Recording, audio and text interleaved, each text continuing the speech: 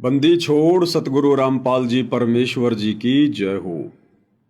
परम पिता परमात्मा सारी सृष्टि के रचनहार कुल मालिक असंख्य ब्रह्मांडों के स्वामी जगत गुरु तीनों लोकों में प्रवेश करके सबका धारण पोषण करने वाले राजाधिराज आत्माधार नाथों के नाथ देवों के देव महादेव सर्वेश्वर महेश्वर मृत्युंजय अजरो अमर आदि अनादि सनातनी प्रभु जगत पिता जगदीश्वर श्री श्री 1008 की उपाधि के वास्तविक अधिकारी अकाल मूरत सौद स्वरूपी राम वासुदेव सर्वगतम ब्रह्म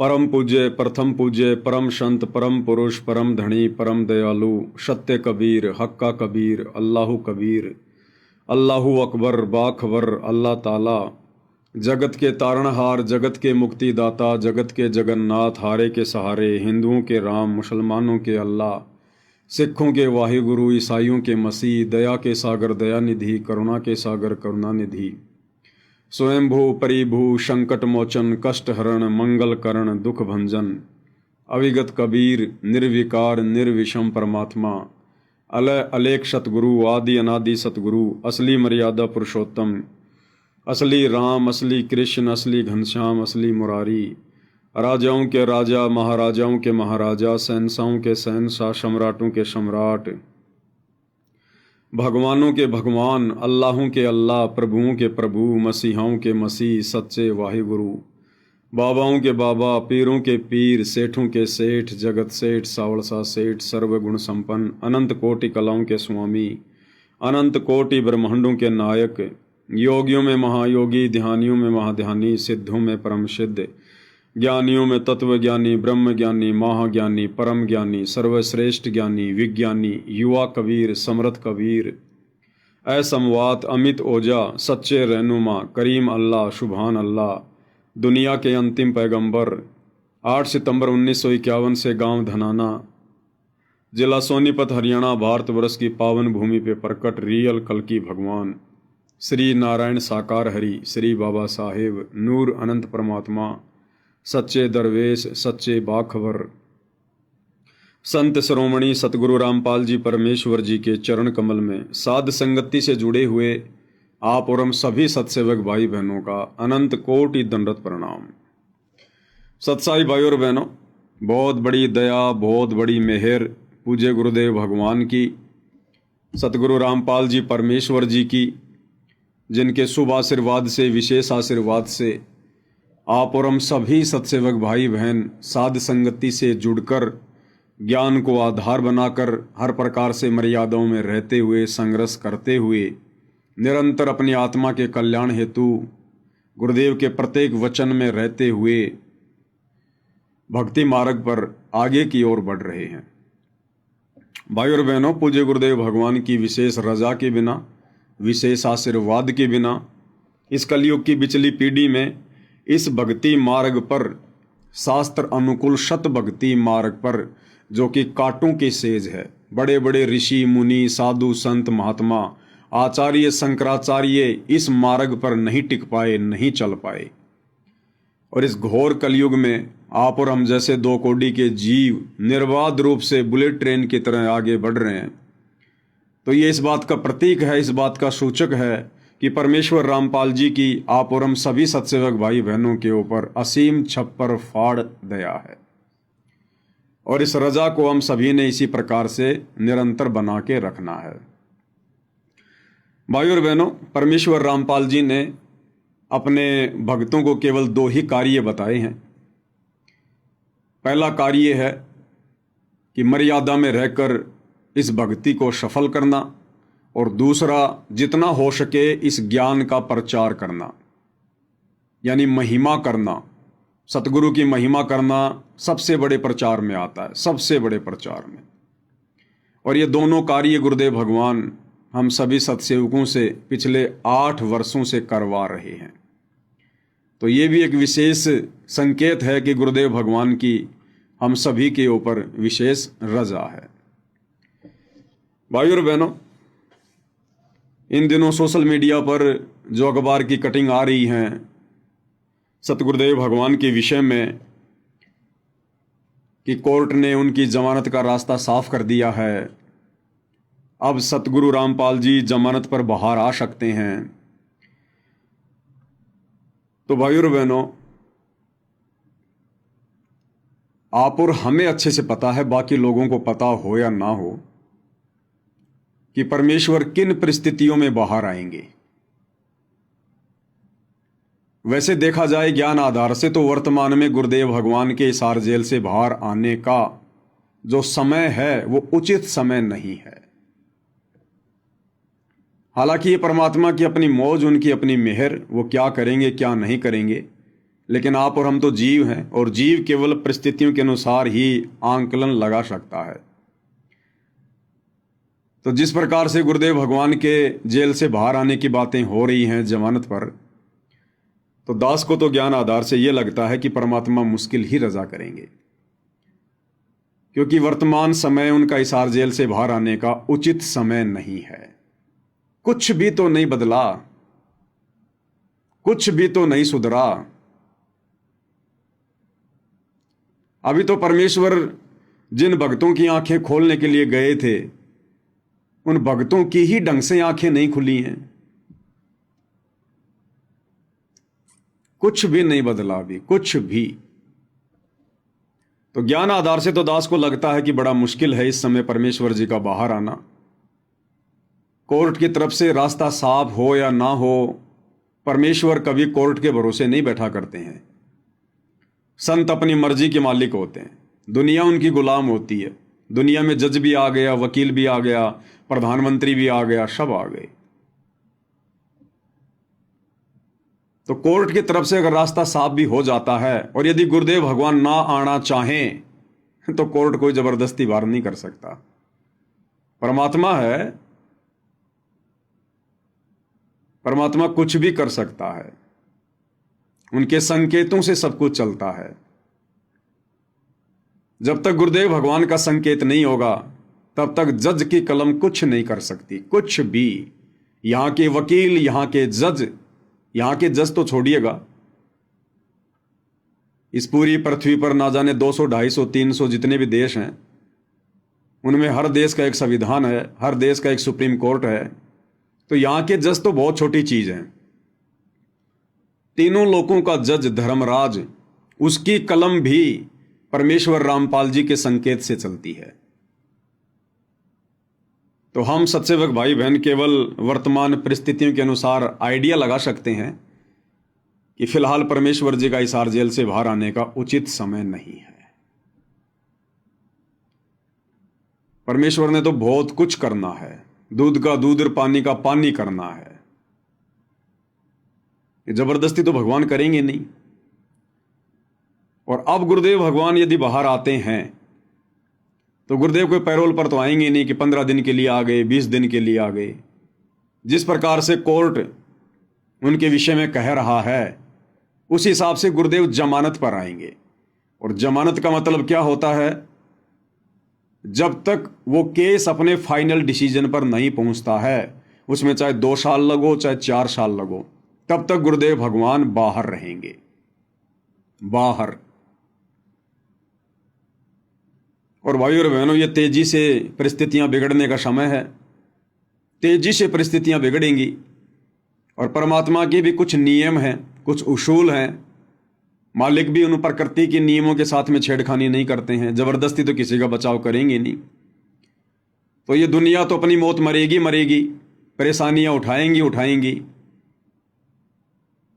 और गुरुदेव भगवान आश्रम में बैठे रहेंगे, सब कुछ देखते रहेंगे। और दुनिया कहेगी तुम लोग बड़ी बड़ी डींग मारा करते थे कि हमारे गुरुजी ये कर सकते हैं, हमारे गुरुजी वो कर सकते हैं।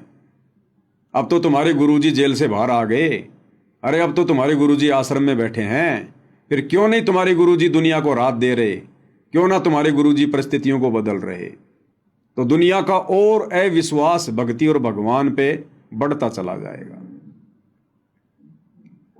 दूसरी बात, सतलोक आश्रम मैनेजमेंट हरियाणा जिसको सद्बुद्धि देने के लिए, जिसको अपनी गलतियों का एहसास करवाने के लिए, जो गलतियां सतलोक आश्रम वालों ने, गुरुदेव के कलयुगी परिवार ने, उनके बेटा बेटी भाई बंधु रिश्तेदारों ने बरवाला कांड से पहले की हुई हैं, बरवाला कांड के समय की थी और बरवाला कांड के बाद तो लगातार ही कर रहे हैं, परमात्मा उनको एक मौका देना चाहते हैं कि नालायकों, मेरे हिसार जेल से बाहर आने से पहले पहले सुधर जाओ, माफी मांग लो। लेकिन इन लोगों का तो कुछ भी नहीं सुधरा, ये तो उल्टा बिगड़ते चले जा रहे हैं। और परमेश्वर ने जो अपना यथार्थ मार्ग 13वां कबीर पंथ, जो साध संगतियां शुरू करवाई हैं, परमेश्वर ने अपनी विशेष आत्माओं को साध संगति से जोड़ा। और किस प्रकार से भक्ति मार्ग पर गुरु को प्रसन्न किया जाता है, गुरु की पूजा की जाती है, कैसे हमने मर्यादा में रहकर संघर्ष करते हुए गुरु को परमात्मा मानकर, ज्ञान को आधार बनाकर, घर को आश्रम बनाकर भक्ति करनी होती है। अपने हजारों बच्चों से परमेश्वर वो भक्ति क्रिया करवा रहे हैं। अब यदि इन परिस्थितियों में गुरुदेव भगवान आ जाते हैं और यदि उनका आदेश हो जाता है सभी के लिए आश्रम में आने का, तो भाइयों और बहनों, गुड़ और गोबर एक हो जाएगा। गधे और घोड़े एक ही खूंटे से बन जाएंगे। फिर क्या निष्कर्ष निकला, क्या फायदा निकला? जो परमेश्वर ने लाखों की संगत में से अपने चंद हीरे मोती लाल छांटकर जो साध संगति से जोड़े थे, अगर उनको भी आश्रमों में जाकर वही क्रिया करनी है, घिसी पिटी 12वें पंथ की भक्ति करनी है, आधी अधूरी पतिव्रता पद की भक्ति को छोड़कर सबका जयकारा लगाना, सबको दंडवत करना, सबके जो है प्रकट दिवस मनाना, सबके बोध दिवस मनाना, फिर क्या फर्क रह जाएगा गधे और घोड़ों में? और दूसरी तरफ कोर्ट के नियम अनुसार जो जमानत मिलनी है, तो वो नियम भाई और बहनों आपने पढ़े ही होंगे। उन नियमों में साफ साफ कहा है कोर्ट ने कि संत रामपाल जी कुछ नियम और शर्तों के दायरे में रहकर जमानत प्राप्त कर सकते हैं। वो नियम क्या है कि संत रामपाल जी किसी भी प्रकार का धार्मिक या सामाजिक कोई भी कार्यक्रम नहीं कर सकते। संत रामपाल जी भक्तों की भीड़ इकट्ठा नहीं कर सकते। संत रामपाल जी कोई प्रवचन नहीं कर सकते, सत्संग नहीं कर सकते। अब भाइयों और बहनों, संत आता किस लिए धरती पर? परमात्मा आते किस लिए धरती पर? सत्संग करने के लिए, उपदेश देने के लिए, धर्म यज्ञ करवाने के लिए, भंडारे करवाने के लिए। और उन कार्यों के लिए हाई कोर्ट मना कर रहा है कानून के नियम अनुसार। तो परमेश्वर फिर जेल से बाहर आके क्या करेंगे? फिर जेल से बाहर आके क्या करेंगे परमेश्वर? भक्तों को बुला नहीं सकते, भक्तों को इकट्ठा नहीं कर सकते। अगर भक्तों की भीड़ इकट्ठा कर ली और किसी ने सूचना दे दी तो कोर्ट उनकी जमानत फिर से रद्द कर देगा। धार्मिक भंडारे कर नहीं सकते, सत्संग कर नहीं सकते। तो जब सत्संग भंडारे नहीं करेगा, जब संत भंडारे नहीं करेगा, सत्संग नहीं करेगा, अपने भक्तों को बुलाकर प्रवचन नहीं करेगा, तो फिर संत और क्या करेगा? तो फिर ऐसी जेल और ऐसा आश्रम उनके लिए, तो क्योंकि संतों के लिए तो ना कोई जेल मायने रखती, ना कोई आश्रम मायने रखता। वो तो लाभ हानि सुख दुख में एक समान ही महसूस करते हैं। तो भाई और बहनों, इन वर्तमान सभी परिस्थितियों को मद्देनजर रखते हुए दास को तो यही समझ में आ रहा है कि गुरुदेव का कलयुगी परिवार भले ही अपने आप को शाना समझकर, अपने आप को चतुर समझकर और तमाम मर्यादाओं को दरकिनार करते हुए, राजनेताओं की चापलूसी करते हुए, क्योंकि ये लोग इसीलिए तो ये सारा काम कर रहे थे। मुख्यमंत्री की रैलियों में भक्तों को भेजना, हरियाणा रोडवेज की बसों में भक्तों को भर भर के, जैसा बीजेपी सरकार ने कहा वहां भक्तों को भेजना, ये चापलूसी इसलिए तो की जा रही थी कि हमारे गुरुजी को बीजेपी सरकार जमानत दिलवा दे। तो भाई और बहनों, किसी भी सरकार के रहमो करम पर दास को नहीं लगता कि हमारे भगवान जमानत पर आएंगे। अगर आ गए तो उनके कलयुगी परिवार में एक अहंकार उत्पन्न हो जाएगा। एक बहुत भयंकर जो रोग है, मान बढ़ाई, अहंकार, कि हमने प्रयास किया, हमने कोशिश की, तब कहीं जाकर गुरुजी जेल से बाहर आए हैं। तो परमात्मा की तो कोशिश है अहंकारियों के अहंकार को तोड़ना। और भी बहुत सारे कारण है भाई और बहनों, तो दास को तो लगता नहीं। बाकी देखो, परमात्मा की अपनी मौज है, अपनी मर्जी है। अगर वे आना चाहेंगे तो रोक कौन देगा उनको? फिर हम सब के आइडियाज, हम सब के आंकलन धरे के धरे रह जाते हैं, क्योंकि फिर उनकी मर्जी के आगे किसी की नहीं चलती है। लेकिन दास तो परिस्थितियों के अनुसार बता रहा है। अब भाइयों और बहनों, दूसरा, अगर गुरुदेव के लड़कों के प्रयासों से और बीजेपी सरकार के सहयोग से अगर गुरुदेव भगवान जमानत पर बाहर आते हैं तो रहेंगे कहाँ, जाएंगे कहाँ? भाई जो लोग जमानत करवा के ला रहे हैं उन्हीं लोगों के पास जाएंगे। और ये कहाँ लेके जाएंगे? इन्होंने तो पहले से ही पब्लिसिटी कर रखी है, विश्व का सबसे बड़ा आश्रम धनाना आश्रम, सबसे बड़ा आश्रम धनाना आश्रम। तो गुरुदेव को ये कहाँ लेकर जाएंगे? धनाना आश्रम में लेके जाएंगे। और जहां गुरुदेव रहेंगे वहां वो प्रवचन नहीं कर सकते, जमानत के नियम अनुसार भक्तों को इकट्ठा नहीं कर सकते। और यदि इकट्ठा किया, भीड़ जमा हुई, तो तुरंत न्यूज जाएगी, तुरंत समाचार जाएगा प्रशासन के पास में, क्योंकि जो प्रशासन के जो मुखबिर होते हैं, उनके जो एजेंट होते हैं, वो हर प्रकार की खबर रखते हैं। तो जमानत कैंसिल। और ये संगत रुकने वाली नहीं है, ये संगत रुकने वाली नहीं है। ये जो भीड़ इकट्ठा कर दी गई है इन आश्रमों में, ये भीड़ अपने कोऑर्डिनेटरों के कहने से नहीं रुकने वाली। अगर इस बात का पता चल गया कि गुरुजी धनाना आश्रम में आ गए, तो ये कोऑर्डिनेटर चाहे कितने पीले पर्चे निकाल देना, फिर कितनी ऑडियो डाल देना, कितना ही धमका लेना, ये अंध भगत हैं, अंध भगत। फिर ये नहीं रुकने वाले जब इनको पता चल जाएगा कि गुरुजी धनाना आश्रम में आ गए। फिर ये जैसे तैसे कुछ भी करके आना पड़े इनको, ये भीड़ आएगी फिर तगड़ी। ये नहीं सुनेंगे फिर तुम्हारी बातें, क्योंकि ये अंध भगत हैं, ये सत्सेवक नहीं है, ज्ञानी आत्मा नहीं है, ये अंध भगतों की फौज तुम लोगों ने जमा कर दी। फिर ये भीड़ नहीं रुकेगी, चाहे तुम कितने गुरुजी के आदेश बता देना कि गुरुजी का आदेश है धनाना में कोई नहीं आएगा, कोई नहीं सुनेगा तुम्हारी बात। और अपने गुरुजी के दर्शनों के लिए ताबड़तोड़ आएंगे ये। और जैसे भीड़ इकट्ठा हुई, उसके बाद फिर क्या होगा? जमानत के नियम टूटेंगे। दूसरी बात, अगर भीड़ जमा नहीं होगी, गुरुजी सत्संग नहीं करेंगे, भंडारे नहीं होंगे, तो भगत क्या करेंगे? फिर भगत क्या करेंगे?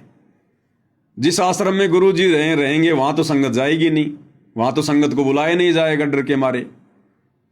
बाकी आश्रमों में संगत बैठी बैठी क्या करेगी?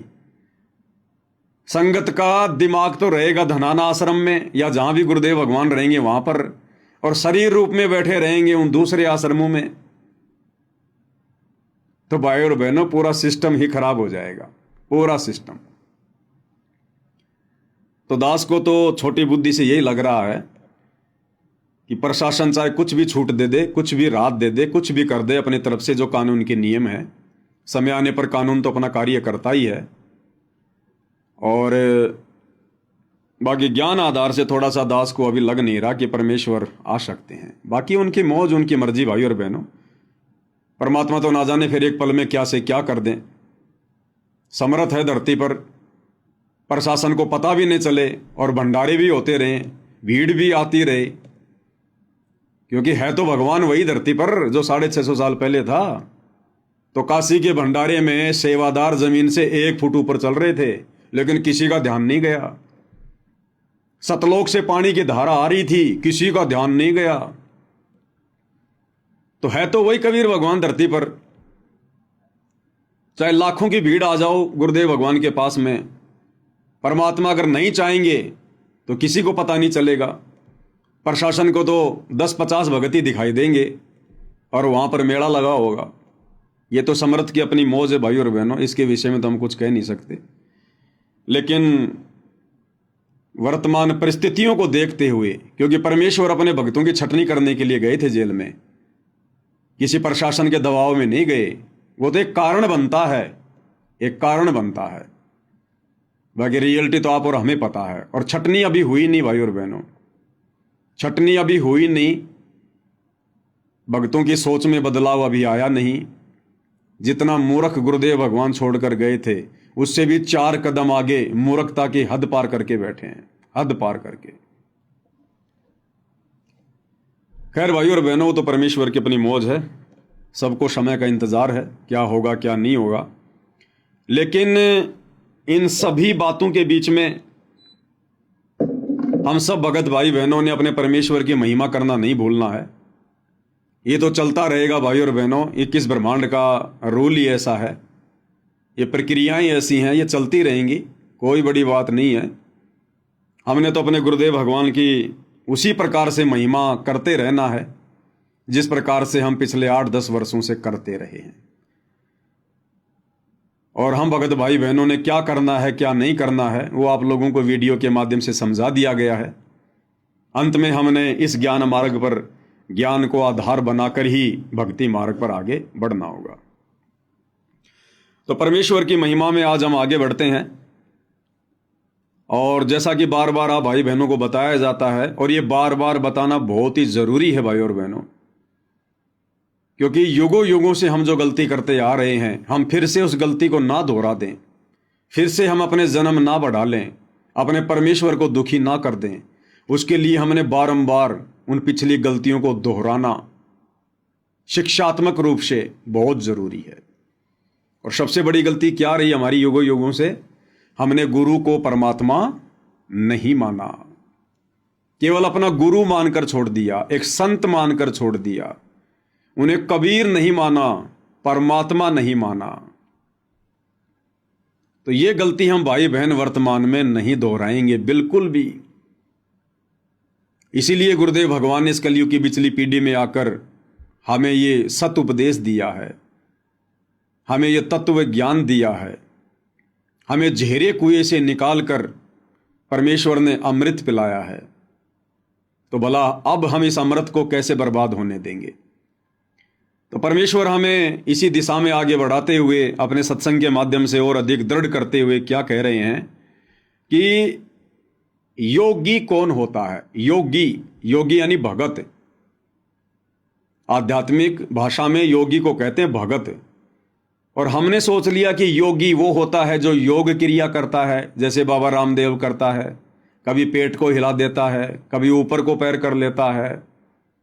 तो हमने सोच लिया योगी वो होता है जो योग करता है।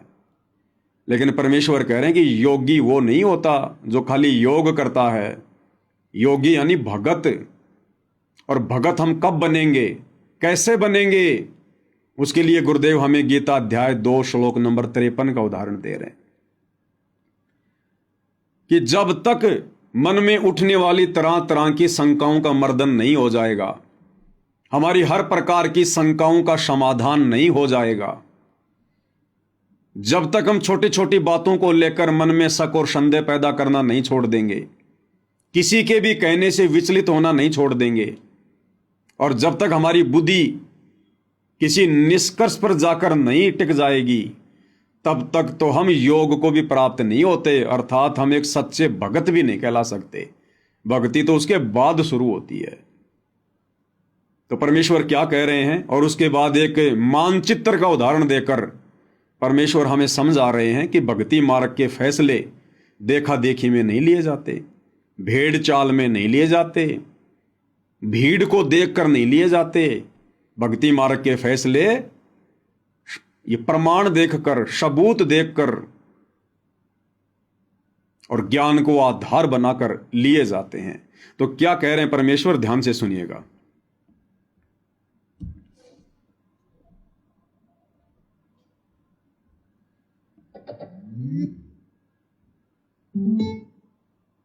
जो वेद बताते हैं वही हमारे वो महापुरुष बताते हैं जिनको भगवान मिले। तो इस ज्ञान को सुनने के बाद फिर आप संशय रहित हो जाओगे।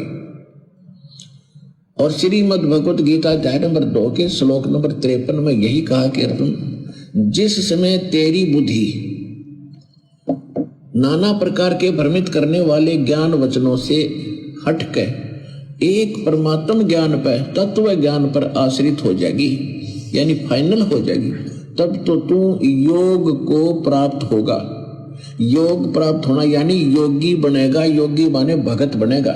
योगी ये नहीं होता जो पेट का पानी हिला कर ऊपर न पैर कर लिए नीचे न कर लिए, ये तो एक शारीरिक एक्सरसाइज है।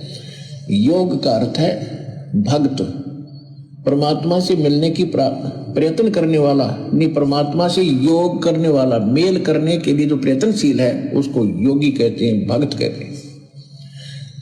तब तक तू भगत बनेगा, और भगत भी तभी बनोगे जब आप कभी निसंशय होकर लग जाओगे। फिर तो कोई आ जाओ आपके सामने, आप ज्ञान में उससे विचलित नहीं हो सकते, वो चाहे मानो चाहे ना मानो वो बात। अभी तक भाई और बहनों, संगत में यदि असल में कोई योगी बना है, कोई योग को प्राप्त हुआ है, यदि परमात्मा से मेल करने की दिशा में कोई आगे बढ़ रहा है, केवल सत्सेवक भाई बहन है जो किसी भी बात को लेकर भ्रमित नहीं होते, संशय वाली स्थिति में नहीं होते। हमारा जो मत है हमेशा वो क्लियर रहता है, साफ सुथरा रहता है कि हमने क्या करना है, कैसे करना है। और बाकी हमारे जो अन्य भाई बहन हैं जो सतलोक आश्रमों से जुड़े हुए हैं, वो अभी योग को प्राप्त नहीं हुए। अभी उन्हें कोई भी विचलित कर सकता है, कोई भी उन्हें डगमग कर सकता है। एक सेकंड में उनको राजनेताओं की रैलियों में बैठा दिया जाता है, एक सेकंड में उनको धर्म भंडारों में बैठा दिया जाता है, एक सेकंड में उनको आरक्षणों में बैठा दिया जाता है, एक सेकंड में गुंडों की सीबीआई जांच के समर्थन में खड़ा कर दिया जाता है। बस उनको एक पीला पर्चा दिखा दो, व्हाट्सएप के ग्रुपों में डाल दो, उसके बाद वो नहीं देखते कि गुरुजी का आदेश है या नहीं है, गुरुजी के ज्ञान आधार से उचित है या नहीं है, वो कुछ नहीं देखते। वो बेचारे संशय वाली स्थिति में जी रहे हैं, भ्रमित हैं, डामाडोल हैं भक्ति मार्ग पर। गीता अध्याय 2 श्लोक नंबर 53 के अनुसार अभी उनकी भक्ति शुरू नहीं हुई है। तो परमेश्वर ने योगी भी साध संगति से जोड़कर अपनी सत्सेवक आत्माओं को ही बनाया है। अब आगे गुरुदेव भगवान मानचित्र का उदाहरण देकर क्या समझा रहे हैं कि हमने किस प्रकार से भक्ति मार्ग के फैसले लेने चाहिए। इन आश्रमों से जुड़े हुए भाई बहनों को विचार करना चाहिए ये आगे का सत्संग सुनकर। गुरुदेव इसमें कह रहे हैं कि मान लो आप कहीं जा रहे हो, रास्ते रास्ते रास्ते रास्ते, या जैसे हम लोग भक्ति मार्ग पर चल रहे हैं और रास्ते में आपकी किसी से बातचीत हो जाए और आप उसको कहो कि भाई मैं तो जयपुर से दिल्ली जा रहा हूं। वो आपसे पूछे भाई कहां जा रहे हो, और आपको भाई मैं तो दिल्ली जा रहा हूं, और जा रहे हो आप जी बंबई की तरफ उल्टा, और वो व्यक्ति आपसे कहे कि भाई आपकी तो दिशा गलत है, भले पुरुष तू तो उल्टा जा रहा है उल्टा, और जितना उल्टा जाएगा उतना ही तू दुखी होगा, परेशान होगा, तेरा मार्ग उतना ही लंबा हो जाएगा। तो उल्टी दिशा में जा रहा है, दिल्ली तो उधर है उत्तर दिशा की तरफ, तू तो दक्षिण की तरफ जा रहा है बंबई की तरफ। तो गुरुदेव भगवान ने बताया यदि वो होश में होगा, यदि वो समझदार होगा, तो तुरंत विचार करेगा कि इस व्यक्ति ने ऐसा कहा तो क्यों कहा, कोई तो कारण होगा, इसका मेरे से कोई स्वार्थ नहीं है, मेरी और इसकी कोई रिश्तेदारी नहीं है। और ये व्यक्ति यदि कह रहा है कि भाई तेरी दिशा गलत है, तो गुरुदेव कह रहे कि समझदार भगत ने, समझदार व्यक्ति ने चिंतन करना चाहिए, उससे पूछना चाहिए कि भाई आपने ऐसा क्यों कहा।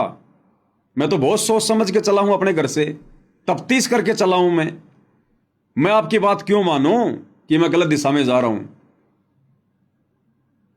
अब यदि वो व्यक्ति उसको मानचित्र दिखाकर समझाए कि भाई देख तू यहां खड़ा है, हाँ भाई यहां खड़ा हूं मैं, और देख जाना है तुझे दिल्ली, और दिल्ली तो भाई इस तरफ देखो उत्तर दिशा में है, और तू कहां जा रहा है, तू जा रहा दक्षिण में बंबई की तरफ, देखिए मानचित्र तेरे सामने।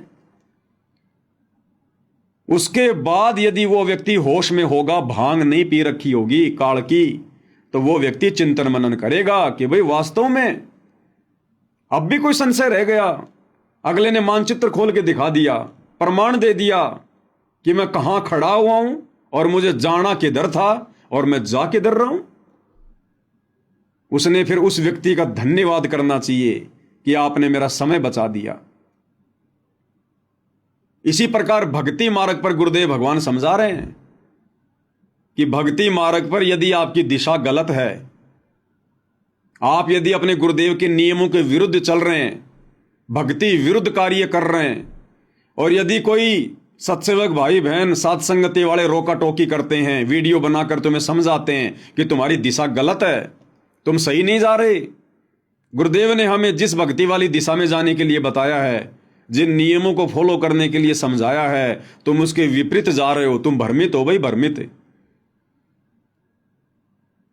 अब गुरुदेव ने बताया अगर वो समझदार भगत होगा तो तुरंत विचार करेगा और कहेगा भाई आपने ये बात क्यों कही, मेरे को तो मेरे कोऑर्डिनेटर ने यही बताया है कि गुरुजी का आदेश है, देखो पीड़ा पर्चा आ गया, हमने राजनीति करनी है, परशुराम जी की जयंती में जाना है, सिरसा अनाज मंडी कबीर जी की जयंती मनानी है, अयोध्या में भंडारा लगाना है, जाटों के आरक्षण में बैठना है, गुंडों की सीबीआई जांच में जाना है, समर्थन करना है, 5 लाख रुपए चंदे के रूप में देने हैं, जाटों की धर्मशाला बनानी है, अन्नपूर्णा योजना के तहत गांव गांव जाकर आलू प्याज टमाटर बांटना है, लोगों के मकान बनाने हैं। आप कैसे कह रहे हो, हमारे कोऑर्डिनेटर ने तो यही बताया। अब यदि सत्सेवक भाई बहन आपको मानचित्र दिखा देते हैं, रियल भक्ति का संविधान की गुरु ने क्या बताया, भाई तेरा कोऑर्डिनेटर गुरु है या सतगुरु रामपाल जी हैं, भाई सतगुरु रामपाल जी हैं, तो सतगुरु रामपाल जी ने जो भक्ति विधि बताई है, भगत की जो रहनी करनी बताई है, क्या करना है क्या नहीं करना है, कौन से कर्म करने हैं कौन से कर्म छोड़ने हैं, अगर तुझे वो बता दिए जाएं, वो नियम बता दिए जाएं, तुझे वो विधान तेरे सामने रख दिया जाए तब तो मानेगा। तो समझदार भगत तो कहेगा हाँ भाई फिर तो मानना ही पड़ेगा, फिर मैं कोऑर्डिनेटर की क्यों मानूंगा, मैं तो अपने भगवान की मानूंगा। तो गुरुदेव भगवान का संविधान है, उनके सत्संग, उनके द्वारा लिखी गई पुस्तकें, अगर वो उसको दिखा दिए जाएं, समझा दिया जाए कि देख गुरुदेव भगवान ने क्या क्या आदेश दे रखा है सत्संगों में, नियमों में, और देख बावड़े ये तेरे कोऑर्डिनेटर, ये गुरुदेव का कलयुगी परिवार, ये देख काल प्रेरणा से तेरी सारी मर्यादा तोड़वा रहे हैं। अगर भगवान राजनीति करवाएगा अपने भक्तों से तो भक्ति क्या फिर आसाराम बापू करवाएगा। तो फिर उस भगत ने विचार करना चाहिए कि बात तो सही है भाई, अरे मैं जुड़ा भक्ति मार्ग पर अपने आत्म कल्याण के लिए, मोक्ष के लिए, और मोक्ष होगा सतगुरु के भक्ति विधान पर चलने से, उनकी मर्यादाओं में रहने से, और मैं मर्यादाओं को तोड़कर आगे बढ़ रहा हूं और सोच रहा हूं मैं सतलोक जाऊंगा, ये तो कभी नहीं हो सकता। तो गुरुदेव ने बताया कि जो रियल में जो भगत बीज होगा, अच्छी आत्मा होगी, वो तो विचार करेगी, और जो मूर्ख होगा ना, मूर्ख अज्ञानी प्राणी होगा, जिसके संस्कार कमजोर होंगे, उसको यदि कोई सच्ची बात बताई जाएगी तो वो लड़ेगा, झगड़ेगा कि तेरे को क्या लेना देना है, मैं ठीक जा रहा हूं, तू अपना काम कर, आया बड़ा ज्ञानी ज्ञान देने के लिए। तो वो तो फिर मूर्ख आदमी है। फिर तो परमात्मा कहते हैं गधे की आंख में अगर आप घी डालना चाहोगे तो वो यही समझेगा कि एक मेरी आंख फोड़ना चाह रहा है। तो परमेश्वर हमें किस प्रकार से अपने सत्संगों में आदेशित करते हैं, निर्देशित करते हैं। इसलिए भाई और बहनों, गुरुदेव भगवान बार बार कहते हैं कि बच्चों आपने सत्संगों को बहुत ध्यान से सुनना चाहिए, एक एक शब्द पे विचार करना चाहिए कि गुरुदेव कह क्या रहे हैं, क्योंकि ये सामान्य सत्संग नहीं है, ये सत्यनारायण कथा है, युगों युगों से हमें अब सुनने को मिली है। सत्यनारायण कथा, सत्यनारायण हमारे गुरुदेव भगवान है, विष्णु जी नहीं है। ये त्रिलोकी विष्णु सत्यनारायण नहीं है। सत्यनारायण यानी सच्चा परमात्मा, अविनाशी परमात्मा। और सत्यनारायण कथा ये विष्णु जी की कथा नहीं है। सतगुरु रामपाल जी परमेश्वर हमें जो सत्संग सुना रहे हैं, ये है सत्यनारायण कथा, और ये बैठे हमारे सामने सच्चे सत्यनारायण भगवान। तो समझदार आत्मा तो फिर विचार करेगी। तो किस प्रकार से गुरुदेव हमें आदेशित कर रहे हैं, सुनिएगा। तो ये ज्ञान ऐसा है, आपको उस स्थिति में ला देगा कि आप डगमग नहीं हो सकते। इसके अतिरिक्त विश्व में आपको ज्ञान और भगवान दिखाई नहीं देगा, स्वप्न में भी। और तभी आप दृढ़ होगे। जब हम किसी मार्ग पर चल रहे हैं और आगे जाकर सैकड़ों रास्ते बन जाते हैं, आपके पास मैप है और आपको खूब पढ़ा रखा है, समझा रखा है कि मैप अपना रास्ता ये रहेगा, इसके बाद बहुत से रास्ते हैं वो अलग हैं, उनमें नहीं जाना। तो फिर आप कैसे मिसगाइड हो जाओगे? तो ये जो ज्ञान आपको दिया जा रहा है, सतलोक जाने का एक मैप आपके सामने रखा जा रहा है, और इस मार्ग पर आप विचलित होगे तो पता नहीं कहां जाकर रुकोगे फिर। अब तक हमारे साथ ऐसा ही बनता रहा, हम भक्ति मार्ग पर चले, रास्ते में किसी ने विचलित कर दिए, हम दिशा बदल गए और हजारों कोस दूर चले गए यथास्थान से, और फिर हम यही के यही रह गए। तब तक सवेरा हो गया, सवेरा माने मृत्यु होगी। तो अब हमने दृढ़ रहना है, इस ज्ञान को आधार बनाकर इस भक्ति रूपी सफर पर अपन चलना है। तो गुरुदेव कह रहे अब हमने दृढ़ रहना है इस भक्ति मार्ग पर, ज्ञान को आधार बनाकर। अब हमने किसी के कहने से डगमग नहीं होना, चाहे गुरुजी का लड़का हो, चाहे गुरुजी की लड़की हो, चाहे गुरुजी का भाई हो, चाहे कोई कोऑर्डिनेटर हो, कोई जी भी हो इस भक्ति मार्ग पर, अगर सत्संग हमारे समझ में आ गए, ज्ञान हमारे समझ में आ गया, मानचित्र अच्छे से भक्ति वाला समझ में आ गया, तो फिर हमें कोई विचलित नहीं कर सकता, डगमग नहीं कर सकता। हम उससे 50 सवाल पूछ लेंगे, 50, कि भैया ये राजनेताओं की रैलियों में भेजने का आदेश गुरुजी ने तुम्हें कब दिया? कब दिया गुरुदेव ने आदेश? कौन से सत्संग में कहा गुरुदेव ने? राजनीति तो गुरुजी के समय भी होती थी। गुरुजी ने तो कभी भी अपने भक्तों को मोदी की रैली में या मुख्यमंत्री की रैलियों में नहीं भेजा, परशुराम की जयंती में नहीं भेजा। गुरुजी आन उपासना छुड़वाते हैं या फिर आन उपासना करवाते हैं? गुरुजी ने तो कभी नहीं कहा कि तुम किसी गुंडे की सीबीआई जांच का समर्थन करो, गैंगस्टर की सीबीआई जांच का। गुरुजी ने तो कभी नहीं कहा कि तुम जगत वालों को जो मतलब चंदा दो। तो तुम लोग क्या करवा रहे हो हमारे से, और नाम तुम गुरुजी का ले रहे हो। तो गुरुजी ने कब कहा, कब आदेश दिया, कौन से सत्संग में दिया? जरा वो सत्संग तो दिखाओ, उस पुस्तक में तो लिखा हुआ दिखाओ। तो भाई हम तुम्हारी बात क्यों माने?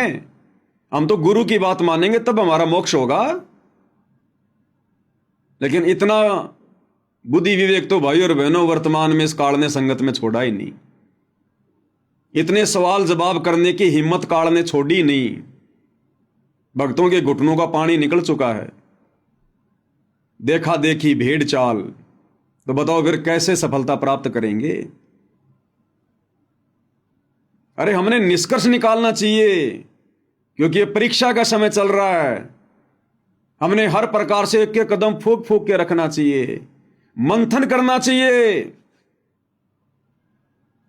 वैसे भी आम समाज में एक समझदार व्यक्ति होता है ना, और उसको यदि कोई बात पूछी जाती है वो भी तुरंत जवाब नहीं देता। समझदार व्यक्ति क्या करेगा? ठीक है भाई, थोड़ा सा मेरे को समय दो, 1-2 दिन का, सोच समझ के फिर मैं बताऊंगा। जगत वाले भी इतना बुद्धि विवेक से चलते हैं, और हम भगत होकर हमें आश्रम में बुला लिया गया कि गुरुजी के दर्शन होंगे, गुरुजी लाइव दर्शन देंगे, आ जाओ आ जाओ आ जाओ। दौड़ लियो भगत। चलो वो तो ठीक है भाई, गुरुजी दर्शन दे रहे हैं, बहुत अच्छी बात है, दौड़ लिए, आ गए आश्रम में। रात के 12 बजे फिर तुम्हारे को हरियाणा रोडवेज की बसों में बैठाया जा रहा है कि बैठो बैठो बैठो, और कोई सवाल जवाब ही नहीं कर रहा। भाई कहां ले जा रहे हो? अरे कहां ले जाके पटकोगे, कहां ले जाके छोड़ोगे, ये तो बता दो। नहीं नहीं नहीं, चलो चलो बाद में बताएंगे, गुरुजी का आदेश है, गुरुजी का आदेश है, सेवा सेवा सेवा। अरे भाई कौन सी सेवा, कैसी सेवा? आश्रम के बाहर कौन सी सेवा आ गई? जब तक वो क्लियर नहीं करते तब तक आप लोगों ने बैठना नहीं चाहिए था उन बसों में। लेकिन भेड़ चाल है भाई और बहनों। भेड़ों को यदि कोई ट्रक में डालता तो भेड़े सवाल जवाब नहीं करती हैं, वो तो एक दूसरे के ऊपर सेट हो जाती हैं। अब भाई और बहनों, ज्ञान आधार से यदि हम निष्कर्ष निकालें तो निष्कर्ष भी गुरुदेव के सत्संगों को आधार बनाकर ही निकाला जाएगा, दूसरा कोई तरीका नहीं है, क्योंकि ये ज्ञान मार्ग है। अब गुरुदेव भगवान हमें क्या बता रहे हैं, निष्कर्ष कैसे निकलता है, सत्संगों को कैसे आधार बनाया जाता है। अब ये सत्संग है पूज्य गुरुदेव भगवान का। अब गुरुदेव भगवान हमें गीता जी के कुछ श्लोक पढ़ा रहे हैं। अब मात्र ये श्लोक नहीं है, गुरुदेव केवल हमारे को श्लोक ही नहीं समझा रहे, बैकग्राउंड में ना जाने कितनी शिक्षाएं हैं। इस पॉइंट को आधार बनाकर जो गुरुदेव समझा रहे हैं, हम कहां अपना बचाव कर सकते हैं। इसमें गुरुदेव भगवान हमें गीता अध्याय 8 श्लोक नंबर 17 का हवाला दे रहे हैं गीता जी को दिखाकर। और इसमें गीता ज्ञानदाता कह रहा है कि मुझे प्राप्त होकर फिर कभी प्राणी का जन्म और मरण नहीं होता। कौन कह रहा है? ब्रह्म गीता ज्ञानदाता काल, कि अर्जुन मुझे प्राप्त होकर, यानी मुझ ब्रह्म को प्राप्त होकर, जो मैं ब्रह्म लोक में रहता हूं, मेरा ओम नाम है, मुझको प्राप्त होकर ये प्राणी फिर कभी जन्म और मरण में नहीं आता। गीता अध्याय 8 श्लोक नंबर 17। अब गुरुदेव भगवान क्या कह रहे हैं कि बच्चों, इन गीता अनुवादकों को गीता जी का अनुवाद करना नहीं आया, और जहां जहां इस काल ने बकवाद करी है, इन लोगों को ना तो समझ में आई, फिर दूसरों को यह समझा कैसे सकते थे। अगर इस ब्रह्म की इस बात को हम सत्य मान लें, गीता अध्याय 8 श्लोक नंबर 17 को, कि अर्जुन मुझको प्राप्त होने के बाद, अब ब्रह्म को कैसे प्राप्त होंगे? जब विधि विधान अनुसार इसकी ओम नाम की साधना करेंगे और जो मर्यादा है वो मर्यादा में रहेंगे, तो इसके ब्रह्मलोक में जाएंगे। ब्रह्मलोक में ये काल रहता है, तो हम इसको ब्रह्म को प्राप्त हो जाएंगे। तो अगर गीता अध्याय 8 श्लोक 17 के अनुसार अगर इस काल की इस बात को हम सत्य माने कि मुझको प्राप्त होने के बाद में ये प्राणी कभी जन्म मरण में नहीं आता, तो फिर गुरुदेव भगवान कह रहे हैं फिर तो भैया वो गीता का अध्याय 4 श्लोक 5 और 9, 12 का 2, 10 का 2, फिर तो वो 4 श्लोक फेल हो जाएंगे।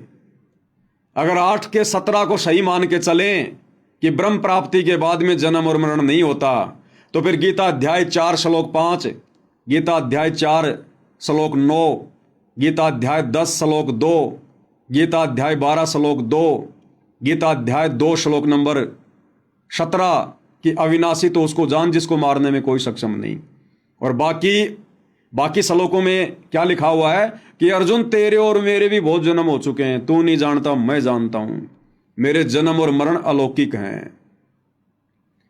अगर 8 के 17 को सही मान लें कि ब्रह्म की भक्ति करने से जन्म और मरण समाप्त हो जाता है, जीव कभी मृत्यु में नहीं आता, दोबारा जन्म नहीं होता, तो फिर बाकी श्लोक पहले वाले वो गलत साबित हो जाएंगे।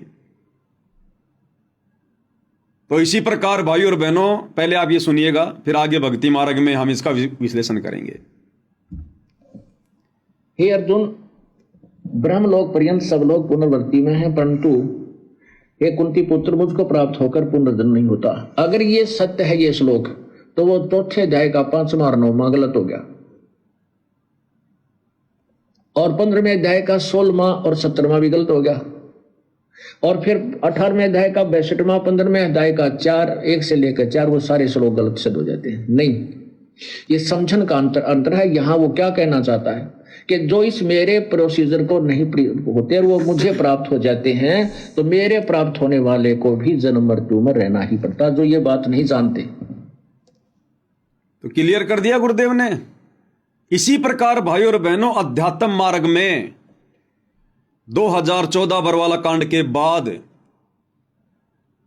गुरुदेव भगवान के कलयुगी परिवार ने, इन कोऑर्डिनेटरों ने भगत समाज से जो जो मर्यादा विरुद्ध ये कर्म करवाए हैं, और आदेश किसका बताया? गुरुदेव का, भगवान का, परमात्मा का, कि गुरु जी का आदेश है, हमने 2019 में कांग्रेस सरकार को फुल समर्थन करना है, कांग्रेस सरकार को जिताना है, बीजेपी को हराना है। 2024 में इन्होंने गुरुजी का नाम लेकर नया आदेश निकाल दिया कि अब हमने कांग्रेस को छोड़कर बीजेपी को जिताना है, बीजेपी का फुल सपोर्ट करना है, और जो व्यक्ति बीजेपी को वोट नहीं देगा उसकी आश्रमों में नो एंट्री, उसको गुरुद्रोही घोषित कर दिया जाएगा। हमने राजस्थान के गैंगस्टर आनंदपाल सिंह को शहीद का दर्जा दिलवाने के लिए राजपूत करणी सेना के साथ मिलकर रैलियां निकालनी है, धरने प्रदर्शन करने हैं, और राजपूत करणी सेना को चंदे के रूप में पैसा देना है। गुरुजी का आदेश है। हमने हरियाणा के जाट आरक्षण में जाट भाइयों का समर्थन करना है, उनके धरनों पर जाकर बैठना है, और चंदे के रूप में आरक्षण संघर्ष समिति को पैसा देना है। हमने आन उपासकों के लिए अयोध्या में जाकर भंडारा लगाना है। हरियाणा के गोहाना के सोनीपत में जाट धर्मशाला का 5वां फ्लोर बनाना है। गुरुजी का आदेश है, 1 करोड़ रुपया लगेगा। परशुराम की जयंती में जाना है, जो कि आन उपासना के अंतर्गत आती है। कबीर जयंती में जाना है, सिरसा अनाज मंडी, जो कि आन उपासना के अंतर्गत आती है। हमने गांव गांव जाकर लोगों को राशन बांटना है, उनके मकान बनाने हैं, जो कि परमेश्वर के विधान के खिलाफ है। अगर 2014 बरवाला कांड के बाद गुरुदेव के कलयुगी परिवार के द्वारा यानी कोऑर्डिनेटरों के द्वारा गुरुदेव भगवान का आदेश बताकर पीले पर्चे निकालकर जिस प्रकार से संगत से मर्यादाएं तुड़वाई गई हैं, ये आदेश संगत को बताए गए हैं। यदि भाइयों और बहनों हम इन तमाम आदेशों को यदि गुरुदेव भगवान का आदेश माने तो भाइयों और बहनों फिर 2014 बरवाला कांड से पहले गुरुदेव भगवान ने हमें जितना भी ज्ञान दिया, जितना भी भक्ति विधान बताया, जितने भी नियम बताए, फिर भाइयों और बहनों सारे गलत सिद्ध हो जाते हैं, गलत साबित हो जाते हैं। अगर गुरुदेव के परिवार के द्वारा बताए गए भक्ति विरुद्ध बातों को गुरुजी का आदेश माना जाए तो 2014 बरवाला कांड से पहले गुरुदेव ने दिन रात एक कर दिए हमें भक्ति विधान समझाने के लिए, सत्संग करने के लिए। फिर वो सारे सत्संग फेल हो जाते हैं भाई, क्योंकि गुरुजी का भक्ति विधान कहता है कि बच्चों हमने गेम नहीं खेलना, गेम खेलने में किसी का सहयोग भी नहीं करना हमने। और गुरुदेव के परिवार ने धनाना गांव में बैडमिंटन का स्टेडियम बना दिया। तो किसका विधान सही, किसका विधान गलत? फिर तो गुरुदेव भगवान दोगले हो गए। 2014 से पहले तो वो क्या बताया करते थे, और इन लोगों के अनुसार फिर 2014 के बाद जेल में जाकर वो क्या आदेश दे रहे हैं। हरियाणा के जाट आरक्षण में भक्तों को जाकर बैठा दिया कि गुरुजी का आदेश, जबकि 2014 बरवाला कांड से पहले गुरुजी ने क्या बताया। एक बार गुरुदेव के मुख कमल से सुन लेते हैं। गुरुदेव भगवान कहते हैं, दुनिया से ती दोस्ती पड़े भजन में भंग, एकाएकी राम से या साधु के संग। कबीरा दुनिया से ती दोस्ती ओए भजन में भंगे, एकाएकी राम से है कै साधु के संगे। बिना सत्संगी के पास बैठने में भी आपको पाप लगेगा, आपका भजन भंग हो सकता है। तो इसलिए बताया, या तो अपने सत्संगी द्वारा जा बैठे या फिर अपना नाम पर ला गया रहे। अगर आप किसी दूसरे के पास बैठोगे हुक्का पाड़ पे तो जान देने का लो पी लो न मेरे यार, तो उन्होंने कहेगा ना मन तो छोड़ दिया। क्यों क्या हो गया भाई, नाम ले लिया ओ तुरे सोचू खा कर बिल्ली नो गया आज करन चाली, यानी 36 ताने मारेगा। और फिर नो कहेगा भाई काल न तो रोटी भी छुटवाओगे तेरी, यू जा रहा है सत्संग देखा। तो आपके मन में विक्षेप हो सकता है, 1 दिन में 2 दिन में 3 दिन में तो जरूर अपना रंग वो चढ़ा कर मानेगा। तो इस करके उड़ा बैठे नहीं उस दौरे, अपना सत्साहिब कर उठ कर चलता बना।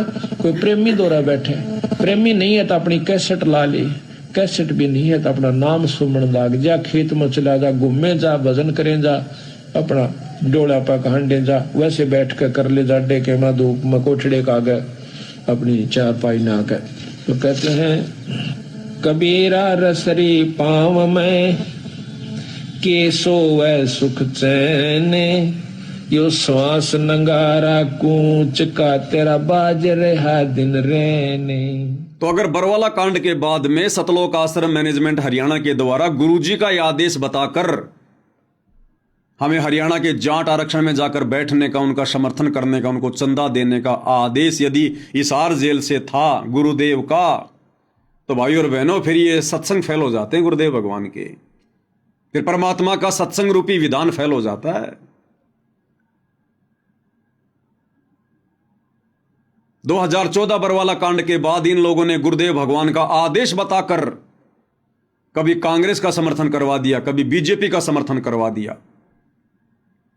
और गुरुदेव भगवान ने 2014 बरवाला कांड से पहले अपने प्रवचनों में राजनीति के विषय में क्या बताया कि भगत के लिए राजनीति कितनी खतरनाक है। एक बार गुरुदेव के मुख कमल से सुन लीजिएगा। इस दास के सामने भी आके एक आधा बोला जो ज्ञान को नहीं परिचित है, वो कहता जी मैं सरपंच का इलेक्शन लड़ दूं, सारा गांव को है तू उठ ले। अरे भले आदमी, इंद्र की पदवी छोड़ के टिंडे ले लिए, ये पीपी इधर बैठेगा सरपंच की, उसमें के काट देगा तू, अपना पीछा छुटा यहां तक क्यों करेगा, मिनिस्टर बनेगा तू।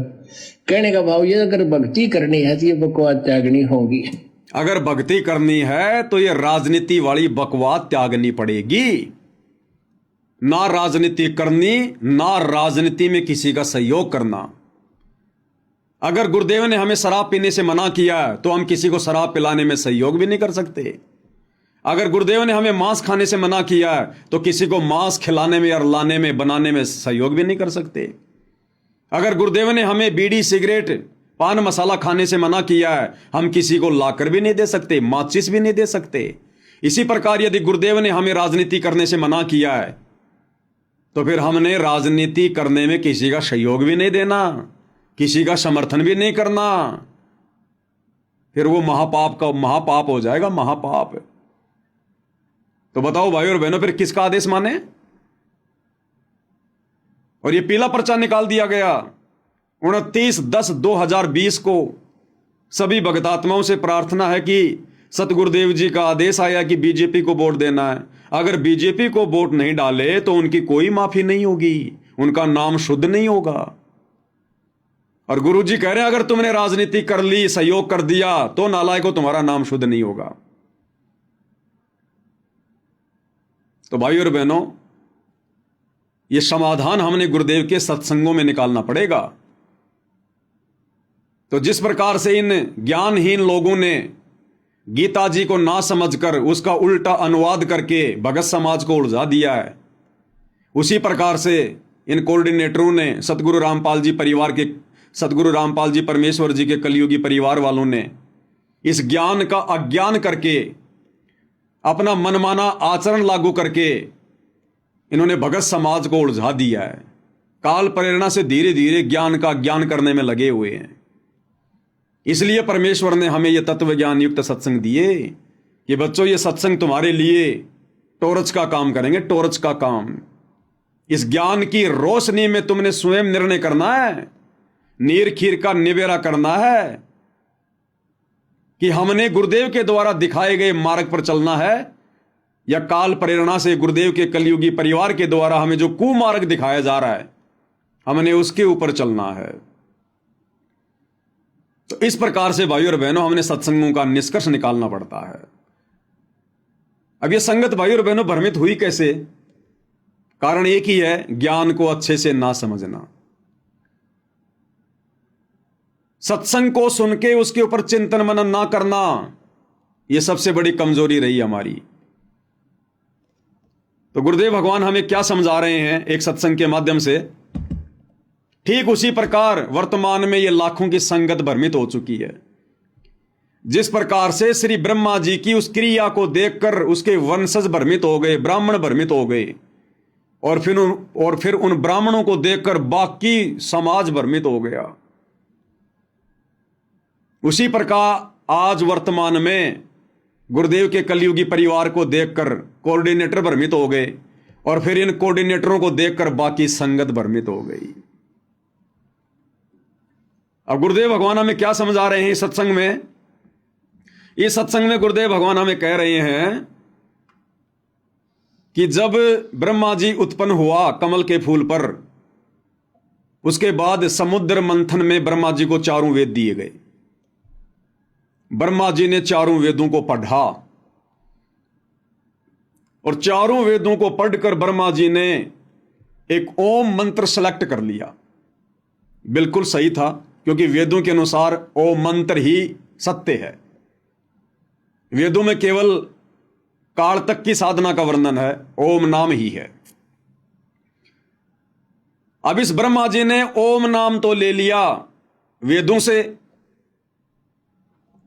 और उसके बाद इसको आकाशवाणी हुई काल की कि तप करो, तप करो, तपो तपो कर वाक्य सुनाया, लोक रचो बल मेरी माया। अब यहां ब्रह्मा जी फैल हो गया। यहां ब्रह्मा जी कंफ्यूज हो गया और ब्रह्मा जी ने उस आकाशवाणी को परमात्मा की आकाशवाणी समझकर तप भी करना शुरू कर दिया, जबकि परमात्मा का विधान तो वेदों में है। तो ब्रह्मा जी ने वेदों के अनुसार तो ओम नाम की साधना शुरू कर दी और उस आकाशवाणी को परमात्मा की आकाशवाणी मानकर, जो काल की आकाशवाणी थी, वेदों के विरुद्ध उसने तप करना शुरू कर दिया, क्योंकि तप करना वेदों में कहीं नहीं लिखा हुआ। अब ब्रह्मा जी की इस क्रिया को देखकर उसके वंशजों ने, मनु आदि ने यही प्रक्रिया करनी शुरू कर दी और उन ब्राह्मणों को देखकर फिर आम समाज के लोगों ने शुरू कर दी। अब यही हालत वर्तमान में परमेश्वर रामपाल जी की सतलोक आश्रमों से जुड़ी हुई संगत की हो गई। हम सभी भगत भाई बहनों ने शास्त्र अनुकूल शत भक्ति परमेश्वर रामपाल जी के सत्संगों से करनी शुरू कर दी। जिस प्रकार वेदों से ब्रह्मा जी ने ओम नाम लेकर शत भक्ति करना शुरू किया, तो शत भक्ति शास्त्र अनुकूल साधना तो हम भगत भाई बहनों ने गुरुदेव के सत्संग सुन सुन के उनसे उपदेश लेकर करनी शुरू कर दी। बिल्कुल ओके। अब गुरुदेव भगवान के जेल जाने के बाद में हिसार जेल से जो ऑडियो बताई गई, जो वीडियो बताए गए, जो लेटर निकाले गए या कोऑर्डिनेटरों के द्वारा जो पीले पर्चे निकाले गए, उस आकाशवाणी ने भगत समाज को भ्रमित कर दिया। जिस प्रकार ब्रह्मा जी को काल ने आकाशवाणी करके वेदों के विरुद्ध साधना शुरू करवा दी। एक तरफ तो ब्रह्मा जी वेदों के अनुसार सत्साधना कर रहा है और दूसरी तरफ उस आकाशवाणी के अनुसार मनमाना आचरण कर रहा है। तो इसी प्रकार बरवाला कांड के बाद में भगत समाज कंफ्यूज हो गया ब्रह्मा जी की तरह। एक तरफ तो सतगुरु रामपाल जी के द्वारा बताई गई सत्य साधना कर रहा है और दूसरी तरफ बरवाला कांड के बाद इन कोऑर्डिनेटरों के बहकाव में आकर, गुरुदेव के कलयुगी बेटा बेटी भाई बंधु रिश्तेदारों के बहकाव में आकर राजनीति भी शुरू कर दी, गुंडों की सीबीआई जांच शुरू कर दी, आन उपासना शुरू कर दी, मनमाना आचरण शुरू कर दिया, देखा देखी शुरू कर दी। ये इन्होंने मनमाना आचरण शुरू कर दिया। तो आज इस बेचारी नादान संगत की स्थिति ब्रह्मा जी की जैसी होगी, ब्रह्मा जी की जैसी। एक तरफ तो वेदों के अनुसार सत्साधना, एक तरफ तो गुरुदेव के सत्संगों के अनुसार सत्साधना, दूसरी तरफ काल की आकाशवाणी को परमात्मा की आकाशवाणी मान के मनमाना आचरण तप करना। तो दूसरी तरफ बरवाला कांड के बाद गुरुदेव के कलयुगी परिवार के पीले पर्चों के अनुसार नकली ऑडियो वीडियो जो एआई से बनाई जाती है उनके अनुसार राजनीति करना, गुंडों की सीबीआई जांच, स्टेडियम बनाना, आश्रम में हॉस्पिटल बनाना, दुनिया भर का आश्रम में पाखंड शुरू कर देना, आन उपासना करना, भंडारे लगाना, परशुराम की जयंती में जाना, ये शुरू कर दिया संगत ने। तो इस प्रकार से आज पूरी की पूरी संगत जो इन आश्रमों से जुड़ी हुई है, इनकी स्थिति श्री ब्रह्मा जी जैसी होगी, श्री ब्रह्मा जी जैसी। क्योंकि इन्होंने सत्संगों को आधार नहीं बनाया और हम सत्सेवक भाई बहनों ने सत्संगों को आधार बनाया।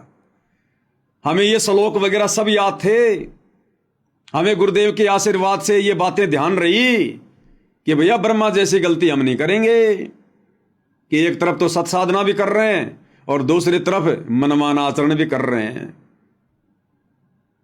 तो ये परमेश्वर की हम सत्सेवकों पर एक विशेष मेहर, एक विशेष रजा रही परमात्मा की। अब भाई और बहनों, अगले सत्संग में गुरुदेव भगवान क्या कह रहे हैं? अगले सत्संग में गुरुदेव भगवान कह रहे हैं कि डॉक्टर तो मरीज को, यदि कोई शुगर का मरीज है तो डॉक्टर तो भैया उसको भूल कर भी चीनी खाने की सलाह नहीं देगा, मीठा खाने की सलाह नहीं देगा, चाहे वो कितना ही कुछ कहे। शुगर के मरीज को डॉक्टर कभी भी मीठा खाने की सलाह नहीं देगा, चाहे उसको अच्छा लगे चाहे उसको बुरा लगे। हां, कोई बाहर का व्यक्ति जो उसकी जान का दुश्मन है वो जरूर उसको शुगर दे देगा, चीनी दे देगा, मीठा दे देगा और बहुत अच्छी वस्तु बताकर देगा, तेरा रोग जल्दी कटेगा। एक बार सुन लीजिए गुरुदेव भगवान के मुख कमल से क्या कह रहे हैं परमात्मा। चाहे कोई रोगी है, शुगर का मरीज, और वो मांगता है कि मुझे कुछ चीनी खाने दो, चीनी दे दो डॉक्टर जी, वो डॉक्टर नहीं जो उसको शुगर चीनी दे देगा, मांगता रहेगा। हाँ, उसको मारना ही है तो ठीक है, ले भाई चीनी खा ले। हाँ, डॉक्टर नहीं देगा, बाहर जाकर किसी से मांगोगे वो दे देगा आपको आदेश, भाई मांग रहा है दे दे, वो आपकी जान का शत्रु बन जाएगा। तो भाई और बहनों, गुरुदेव भगवान अध्यात्म के डॉक्टर हैं। आप और हम जन्म मरण के रोगी हैं। आप और हमें शुगर का रोग है, जन्म और मरण का। अब गुरुदेव भगवान तो भाई और बहनों हमें वो कर्म बताएंगे नहीं जिन कर्मों से हमारी मर्यादा बिगड़े। हम शुगर के पेशेंट हैं, गुरुजी डॉक्टर हैं। गुरुजी हमें सलाह नहीं देंगे कि तुम राजनीति करो, किसी भी कीमत पर नहीं सलाह देंगे कि तुम गुंडों के सीबीआई जांच का समर्थन करो। संतों का और गुंडों का क्या मेल? तुम हरियाणा के जाट आरक्षण में जाकर बैठो, अपना समय और समय से बर्बाद करो। गुरुजी आदेश नहीं देंगे। शुगर के मरीज को चीनी खाने की सलाह डॉक्टर नहीं देगा। तो ये जितने भी मर्यादा विरुद्ध जो कर्म 2014 बरवाला कांड के बाद संगत से करवाए गए हैं, ये उन लोगों के द्वारा करवाए गए हैं जो भगत समाज की जान का शत्रु है, दुश्मन है। कौन? काल। अब काल खुद तो आके चीनी खिलाएगा नहीं, मर्यादा तुड़वाएगा नहीं, वो कुप्रेरणा करके इन आश्रम वालों में, क्योंकि ये मर्यादा तोड़कर बैठे हुए हैं। तो गुरुदेव कह रहे हैं कि डॉक्टर तो भैया किसी भी कीमत पर शुगर के मरीज को चीनी खाने की सलाह नहीं देगा। हां, कोई बाहर का व्यक्ति जरूर दे सकता है, वो जरूर आदेश दे सकता है, और यदि ऐसा उसने आदेश दिया तो समझ लेना वो तुम्हारी जान का शत्रु है, तुम्हारा दुश्मन है। तो भाई 2014 के बाद इस नादान संगत को नकली डॉक्टर बनकर और जो ये चीनी खाने का आदेश दिया है, राजनीति करने का, स्टेडियम बनाने का, आश्रम में हॉस्पिटल बनाने का, आश्रमों पे आश्रम बनाने का, अनमोल समय और श्वासें बर्बाद करवा दी गई भक्तों की, आरक्षणों में बैठने का, गुंडों की सीबीआई जांच का समर्थन का, अयोध्या में भंडारा लगाने का, जाटों की धर्मशाला बनाने का, सुदामा के महल बनाने का, अन्नपूर्णा मुहिम के तहत गांव गांव जाकर राशन बांटने का, परशुराम की जयंती में जाने का, तो समझ लो वो हमारी जान के पक्के दुश्मन है, पक्के दुश्मन। ये गुरुदेव के सत्संगों का निष्कर्ष है। ये सत्संग परमात्मा ने मनोरंजन के लिए नहीं किए। परम संत के सत्संग यानी एक तीर से कई निशाने होते हैं, कई निशाने। परमात्मा कथा क्या कह रहे हैं और उसके माध्यम से समझाना क्या चाहते हैं। तो संगत ने सत्संगों को आधार नहीं बनाया। ये तत्वदर्शी संत के सत्संग हैं। ये प्रेमानंद जी की मीठी मीठी बातें नहीं है, राधे राधे नहीं है। ये गूढ़ ज्ञान युक्त हैं, रहस्य युक्त हैं, कोड वर्ड में हैं। समय आने पर इनका इस्तेमाल करना पड़ता है, कौन सी बात कहां फिट होती है।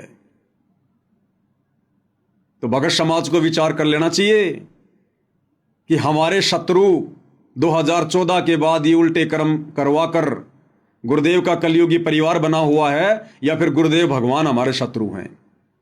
ये गुरुदेव के ज्ञान आधार से मैच कर लेना भाई, और अपना बचाव कर लेना, नहीं तो माफी नहीं है।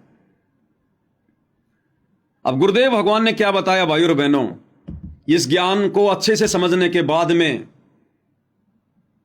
जैसे वर्तमान में जो स्थिति आप और हम सभी सत्सेवक भाई बहनों की हो चुकी है, गुरुदेव के इस अमर वचन के अनुसार, सत्संग के अनुसार, गुरुदेव ने क्या बताया कि गीता जी अध्याय 8 श्लोक 1 में अर्जुन ने ब्रह्म से पूछा कि आपने अध्याय 7 के श्लोक नंबर 29 में आपने जिस तत्व ब्रह्म की बात की है, सच्चिदानंद घन ब्रह्म की बात की है, वो कौन है? तो उसका जवाब गीता अध्याय 8 श्लोक नंबर 3 में दिया कि वो सच्चिदानंद घन ब्रह्म है, वो कबीर परमेश्वर है, वो कबीर वाणियां हैं, सच्चिदानंद घन ब्रह्म की वाणियां हैं, जिनमें सारे धर्म और उन कर्मों की जानकारी है। कि वो तत्व ब्रह्म कौन है? कि वो सच्चिदानंद घन ब्रह्म है। और फिर आगे क्या बताया गुरुदेव ने कि उस तत्व ब्रह्म से परिचित होने के बाद, उस पूर्ण परमात्मा के विधान से परिचित होने के बाद में, तत्व ब्रह्म से परिचित होने का मतलब है उस पूर्ण ब्रह्म परमात्मा कबीर देव सतगुरु रामपाल जी के तत्व ज्ञान से परिचित होने के बाद, हर प्रकार से सभी की उन धार्मिक यज्ञों की जानकारी होने के बाद, ये प्राणी फिर कोई गलती नहीं कर सकता। फिर ये केवल जरा और मरण से छूटने का ही प्रयत्न करेगा। यहां की किसी भी सांसारिक चीज में कोई इच्छा नहीं रखेगा, यहां की किसी भी बकवाद में अपना पैर नहीं उड़ जाएगा। उस तत्व ब्रह्म से परिचित होने के बाद, यानी उस तत्वदर्शी संत के तत्व ज्ञान से परिचित होने के बाद, ये प्राणी फिर गलती नहीं कर सकता। फिर केवल इसको अपना रोग दिखाई देगा कि तू तो जन्म और मरण का रोगी है, अपना रोग कटवा ले भाई, नहीं तो दुर्गति भयंकर हो जाएगी। यहां पे क्या कह रहे हैं परमात्मा, ध्यान से सुनिए भाई और बहनों, फिर हम इसका निष्कर्ष निकालेंगे। अध्याय नंबर 8 के श्लोक नंबर 1 में अर्जुन ने पूछा कि आप जी ने जो 7वें अध्याय के 29वें श्लोक में बताया है कि तत्ब्रह्म को जान के और सारे अध्यात्म स्पिरिचुअल नॉलेज से, कंप्लीट स्पिरिचुअल नॉलेज, संपूर्ण अध्यात्म ज्ञान से परिचित और सभी कर्मों से परिचित प्राणी केवल जरा और मरण के इस संकट से छूटने का प्रयत्न करता है। जरा माने बुढ़ापा, बुढ़ापे का दुख, मरण माने मृत्यु का कहर। ये दोनों दुख यहाँ पर कंपलसरी। तो जिसको ये ज्ञान हो जाता है, जो तत्वदर्शी संत की शरण में चले जाते हैं, उनको तो संपूर्ण अध्यात्म ज्ञान प्राप्त हो जाता है। फिर वो केवल उस तत्ब्रह्म से परिचित हो जाते हैं, तत्ब्रह्म से और सारे अध्यात्म ज्ञान से, सब कर्मों से। जैसे कोई किसी से कोई धोखा करेगा तो उसका फल भोगना पड़ेगा, चोरी करेगा तो वो देना पड़ेगा, उसके गधा बन कर देना पड़ेगा। तो ये कर्मों से परिचित हो जाने के उपरांत प्राणी गलती नहीं करेगा, भूखा रह सकता है। क्या कह रहे हैं गुरुदेव, उस तत्व ब्रह्म से परिचित होने के बाद, तत्वदर्शी संत से उपदेश लेने के बाद, तत्व ज्ञान से परिचित होने के बाद, अब गुरुदेव के जो सत्संग है वो तत्व ज्ञान है, उससे परिचित होने के बाद ये प्राणी फिर गलती नहीं कर सकता। तो भाई और बहनों, यदि ये नादान संगत जो आज सतलोक आश्रमों से जुड़ी हुई है, अगर ये गुरुदेव भगवान के तत्व ज्ञान युक्त सत्संग सुनकर उस तत्व ज्ञान से, तत्व ब्रह्म से परिचित हो गई होती, तो भाई और बहनों फिर ये बकवाद नहीं कर सकते थे। फिर किसी का पेड़ा पर्चा इनको डगमग नहीं कर सकता, कोई भी कोऑर्डिनेटर इनको उल्टे रास्ते पर नहीं चला सकता था, गुरुदेव का परिवार संगत को भ्रमित नहीं कर सकता था, आरक्षणों में नहीं बैठा सकता था, गुंडों की सीबीआई जांच में नहीं बैठा सकता था, किसी भी कुपात्र के हाथों में फिर यह संगत 1 रुपया भी भूल कर नहीं देती, अगर यह संगत तत्व ब्रह्म से परिचित हो जाती तो। इसलिए दास बार बार कहता है कि आश्रमों से जुड़ी संगत को तो तत्व ज्ञान की छींट भी नहीं है। अब उस तत्व ब्रह्म से कौन परिचित हुआ? सारे धर्मों की, उन कर्मों की, आध्यात्मिक यज्ञों की जानकारी किसको प्राप्त हुई? केवल साध संगति से जुड़े हुए सत्सेवक भाई बहनों को। तभी तो हमें अपना ये जन्म मरण का रोग दिखाई दे रहा है। हम लोग एक एक कदम भक्ति मार्ग पर फूंक फूंक के रख रहे हैं कि हम किसी के पीले पर्चों के गुलाम नहीं हैं, हम गुरुजी के कलयुगी परिवार के गुलाम नहीं हैं, हम किसी कोऑर्डिनेटर के गुलाम नहीं हैं, हम गुलाम हैं अपने भगवान के और उनके तत्व ज्ञान के। सत्संग ही हमारे गुरु हैं, ज्ञान ही हमारा गुरु है, और जैसा हमें परमात्मा का विधान निर्देशित करेगा हम वैसा ही चलेंगे। तो तत्व ज्ञान से, तत्व ब्रह्म से केवल सत्सेवक भाई बहन परिचित हुए हैं, जो काल की किसी भी प्रकार की सूक्ष्म चाल में फंसने से बचे हुए हैं। और तभी भाई और बहनों हम यहां से अपनी भक्ति को सफल करके गुरुदेव के साथ में बाहर निकल पाएंगे। इसलिए तो परमात्मा कहते हैं, ये संसार विघ्न की घाटी कोई निकलेगा बिरला सूर। ये संसार विघ्न की घाटी है, बहुत टेढ़ा मेढ़ा रास्ता है, काल इतनी आसानी से भक्ति परवान नहीं चढ़ने देगा, मर्यादाओं में नहीं रहने देगा। ये संसार विघ्न की घाटी और कोई निकलेगा बिरला शूर। कौन बिरला? जो उस तत्व ब्रह्म से परिचित हो जाएगा। तत्व ब्रह्म से अब ये नादान संगत भाई और बहनों ना तो उस तत्व ब्रह्म से परिचित है और ना तत्व ज्ञान से परिचित है। तत्व ब्रह्म कौन? सबसे बड़ा परमात्मा, परम अक्षर ब्रह्म, सत्य पुरुष कबीर देव, जो वर्तमान में सतगुरु रामपाल जी के रूप में धरती पर प्रकट हैं। ये है वो तत्व ब्रह्म, सार ब्रह्म, सार शब्द, भक्ति का सार, भक्ति का मूल, भक्ति का निष्कर्ष। इस तत्व ब्रह्म से केवल संगत परिचित है, साध संगति से जुड़े हुए भाई बहन। और इसी कारण से हम भाई बहनों ने अपने गुरुदेव भगवान के अलावा किसी अन्य को परमात्मा मानने से बिल्कुल इनकार कर दिया। हमारे हृदय में, हमारे दिलो दिमाग में, हमारे घर में, हमारे घट में हमारे पूज्य गुरुदेव भगवान के अलावा दूसरा कोई तत्व ब्रह्म नहीं है। हमारे खुद के भाई बहन हमारे को भ्रमित करना चाहते हैं, हमें डगमग करना चाहते हैं काल प्रेरणा से। काल खूब कोशिश करवा रहा है। एक वो 25 मिनट की इन्होंने AI से फिल्म बनाई, संत और परमात्मा का अद्भुत मिलन। वो काल ने इसीलिए तो बनवाई कि साथ संगत वालों को भ्रमित किया जाए, और ऑलरेडी जो लोग आश्रमों में आते हैं जो भ्रमित हैं उनको और ज्यादा भ्रमित किया जाए और गुरु को परमात्मा ना मानने दिया जाए। और आज उस वीडियो को देखने के बाद में शतलोक आश्रमों से जुड़ी हुई संगत अपने दिलो दिमाग में इस बात को गांठ बांध चुकी है कि सतगुरु रामपाल जी परमात्मा नहीं है। सतगुरु रामपाल जी तो 1997 में सतलोक चले गए, उनको तो कबीर जी ने सतलोक भेज दिया। अब तो संत रामपाल जी के चोले में कबीर जी हैं, यानी सत रामपाल जी परमात्मा नहीं है, संत रामपाल जी के रूप में कबीर जी हैं। काल ने उस फिल्म के माध्यम से संगत के ऊपर बहुत गहरा अपना शिकंजा कस डाला और साथ संगत वालों को भ्रमित करने की कुचेष्टा थी ये। लेकिन साथ संगत वालों को तो परमात्मा ने पहले से ही तत्व ब्रह्म से परिचित करवा दिया कि तुम्हारे गुरु के अलावा दूसरा कोई कबीर नहीं है, कोई तत्व ब्रह्म नहीं है। और आज इसी दिशा में भाई और बहनों, आप सभी सत्सेवक भाई बहनों के विश्वास को और अधिक दृढ़ बनाने के लिए आज ऐसा ही एक और ठोस प्रमाण गुरुदेव के सत्संग से, जो आज से पहले किसी भी भगत भाई बहन ने नहीं सुना होगा, नहीं देखा होगा। सत्संग जरूर सुना होगा लेकिन हमारे दिमाग में वो बात नहीं आई होगी जो गुरुदेव बोल गए। हम लोग बार बार क्या कहते हैं भाई और बहनों कि परमेश्वर अपनी जुबान का पक्का है।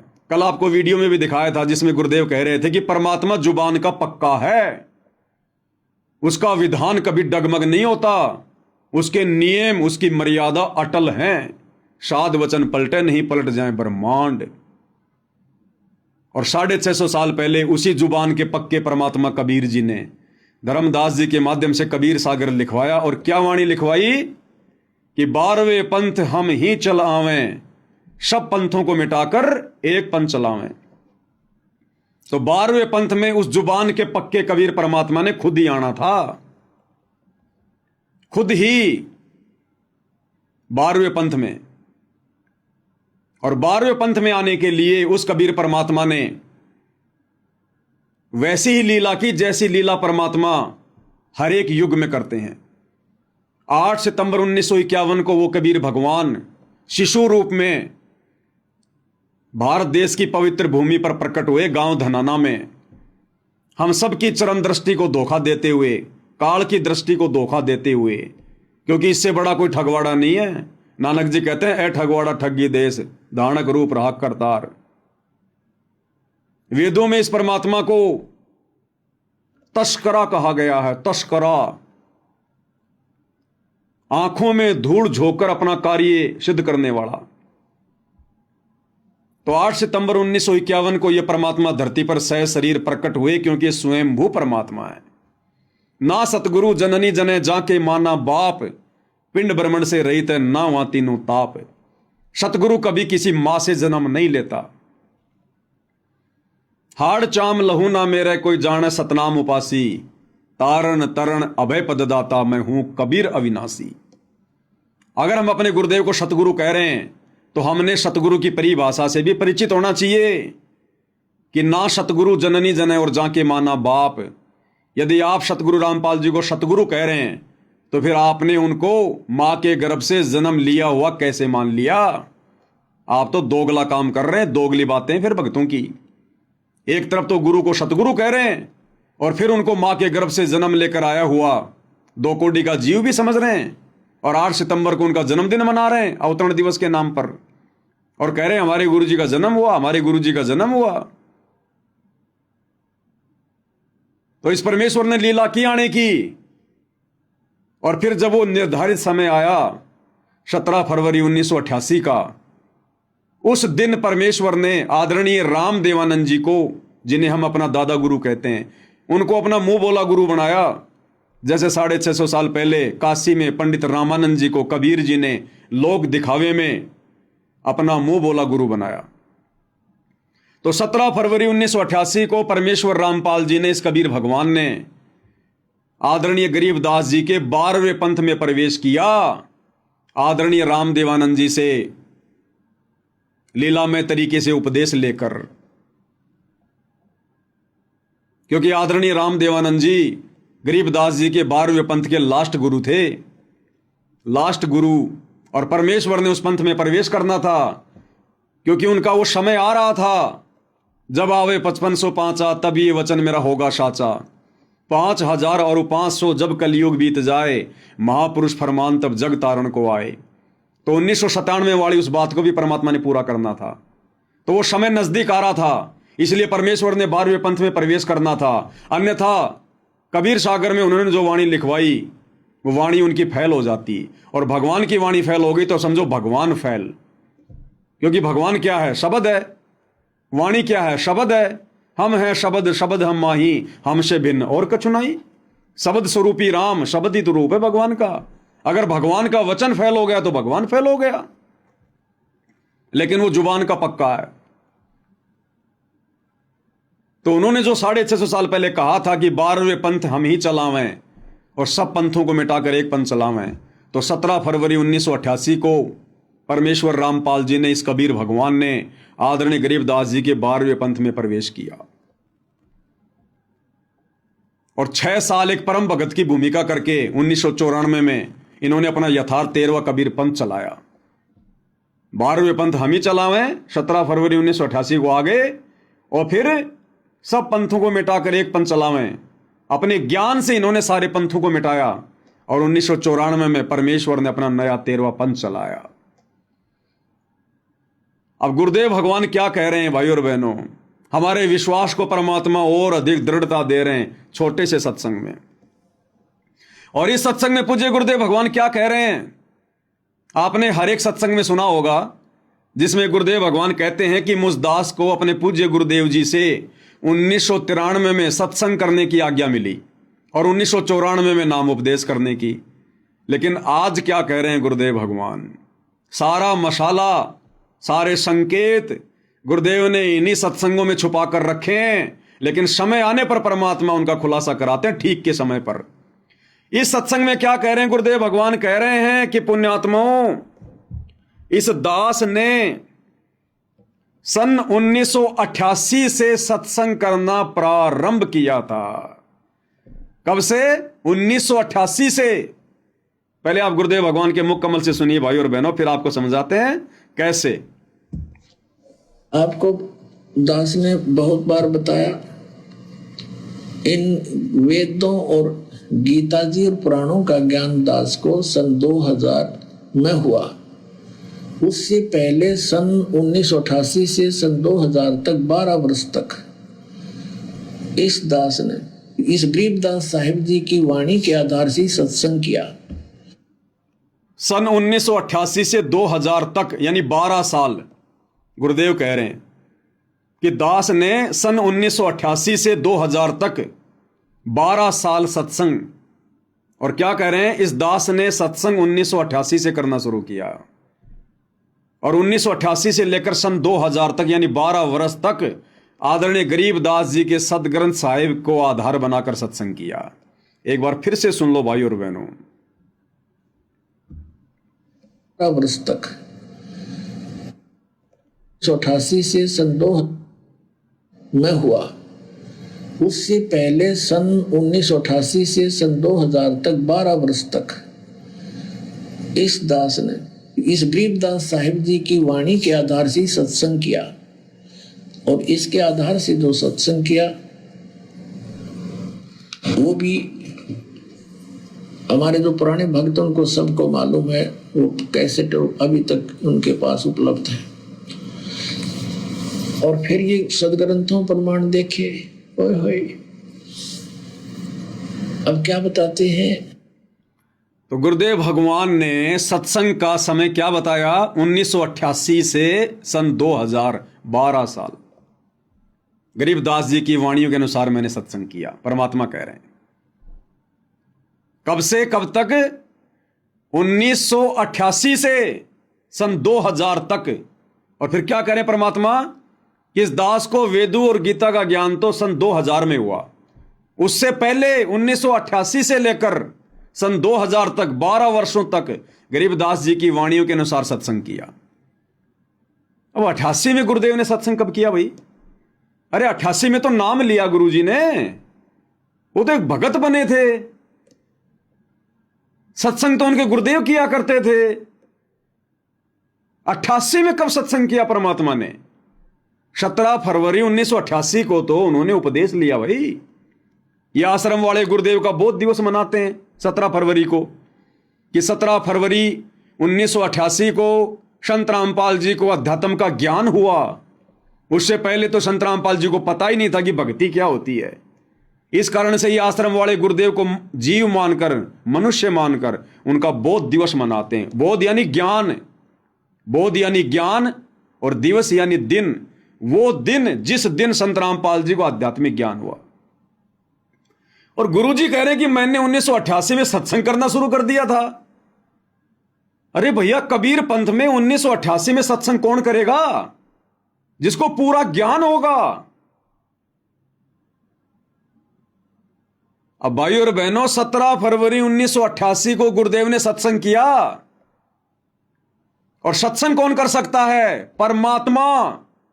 आपको कई बार सुनाया गुरुदेव के मुख कमल से कि सच केवल परमात्मा ही कह सकता है, सत्संग केवल परमात्मा ही कर सकता है, दूसरा कोई सच कह ही नहीं सकता। अब यहां गुरुदेव क्या कह रहे हैं कि इस दास ने 1988 में सत्संग करना शुरू कर दिया। और सत्संग कौन कर सकता है? सुन लो। परमात्मा, सत्संग परमात्मा ही किया करते हैं, क्योंकि सत्य भगवान ही बोल सकता है, सत्य परमात्मा ही बता सकता है। क्लियर हो गया? सत्संग परमात्मा ही कर सकता है, भगवान ही करता है। और गुरुजी कह रहे हैं कि मैंने 1988 से सत्संग करने शुरू कर दिए थे। तो भाई और बहनों, पहला सत्संग गुरुदेव ने कब किया? इस कलयुग की बिचली पीढ़ी में 17 फरवरी 1988 को। और 17 फरवरी 1988 को पहला सत्संग यानी पहला ज्ञान, पहला उपदेश किसको दिया? दादा गुरुजी को, आदरणीय राम देवानंद जी को। 17 फरवरी 1988 को परमेश्वर रामपाल जी ने नाम उपदेश दिया, उनको ज्ञान दिया कि प्यारी आत्मा, अब तेरा काम समाप्त हुआ, तेरे को केवल यहीं तक लेकर आना था मैंने। अब बैठ के तू अपनी भक्ति कर और लोक दिखावे में आप मेरे गुरु बने रहो, और बाकी मैंने आपको उपदेश दे दिया है, अपनी भक्ति करो, अपना बेड़ा पार कराओ। और गुरुदेव ने क्या बताया कि मेरे गुरुजी ने मुझे प्रथम नाम और शतनाम दोनों एक साथ दे दिए, जबकि उन्होंने नहीं दिए, उनके पास तो था ही नहीं। 17 फरवरी 1988 को परमेश्वर रामपाल जी ने अपने मुंह बोले गुरु आदरणीय राम देवानंद जी को, क्योंकि वो अच्छी आत्मा थी, और अच्छी आत्मा को दोनों मंत्र एक साथ दिए जा सकते हैं, प्रथम नाम और शतनाम। तो परमेश्वर रामपाल जी ने 17 फरवरी 1988 को आदरणीय राम देवानंद जी को ये प्रथम नाम और शतनाम दोनों एक साथ दिए और उसके एक सप्ताह के अंदर अंदर उनको सार नाम दे दिया। लेकिन सार शब्द नहीं, सार शब्द तो उनको दोबारा से मनुष्य जन्म लेना पड़ेगा। गुरु का गुरु बन के कभी कोई पार नहीं हो सकता। यहां से गुरु की भूमिका निभा के कोई पार नहीं हो सकता। 650 साल पहले पंडित रामानंद जी ने कबीर जी के गुरु की भूमिका निभाई, पार हो गया, दोबारा से जन्म लेना पड़ा। तो 1988 में पहला सत्संग गुरुदेव भगवान ने 17 फरवरी के दिन, जिस दिन को ये नादान सतलोक आश्रम वाले गुरु को मानुष मानकर और बौद्ध दिवस के रूप में मनाते हैं, हम सत्सेवक भाई बहन नहीं मनाते, कभी नहीं मनाया। हम तो इनको भी मना करते हैं उल्टा कि क्यों मूर्खता कर रहे हो, कल को पछताना पड़ेगा। अरे जगत गुरु वो होता है जो पूरे संसार को ज्ञान दे, और जगत गुरु का कभी बौद्ध दिवस नहीं मनाया जाता। दूसरे से ज्ञान लेकर कभी कोई जगत गुरु नहीं बनता। तो भाई और बहनों, जो गुरुदेव भगवान कह रहे हैं ना कि इस दास ने 1988 से 2000 तक सत्संग किए, तो 1988 में सत्संग, और सत्संग कौन कर सकता है? भगवान। इसलिए अब वो वाणी सत्य साबित होती है कि 12वें पंथ हम ही चलावें। ये कबीर परमेश्वर स्वयं है, ये जुबान का पक्का है। ये कलयुग की बिचली पीढ़ी है भाई और बहनों। परमात्मा आप और हमें एडी से चोटी तक फुल कर देंगे। गुरु को मानुष मानने की गुंजाइश रत्ती भर भी नहीं रहेगी, रत्ती भर भी, जो आत्मा मोक्ष की अधिकारी होंगी। इसलिए परमेश्वर ने सात संगतियां शुरू करवाई, क्योंकि अपने द्वारा किए गए सत्संगों का निष्कर्ष गुरु नहीं निकालेगा। गुरु ने वेदों का निष्कर्ष निकाल दिया, गीता जी का निकाल दिया, पुराणों का निकाल दिया, दूसरे संतों के सत्संगों का निष्कर्ष निकाल दिया, लेकिन अपने सत्संगों का निष्कर्ष कभी गुरु निकाल के नहीं देगा।